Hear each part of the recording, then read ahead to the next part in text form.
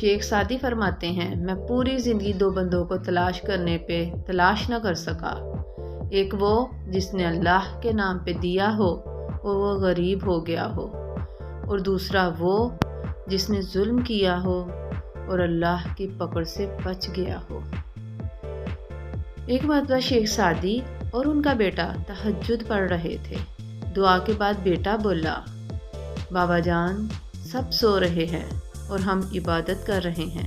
شیخ Saadi نے اپنے بیٹے کو جواب میں کتنی خوبصورت بات کہی، اگر دوسروں کے عیبوں پر نظر رکھنی تھی تو بہتر تھا تو بھی سویا رہتا۔ سبحان اللہ، ہمیں بھی چاہیے کہ ہم اپنے بچوں کو نیک کام بتائیں، چغلی سے بچائیں، اور ہر وہ نیک کام بتائیں جس سے ان کی دنیا اور آخرت دونوں سنور سکے، انشاءاللہ تعالی۔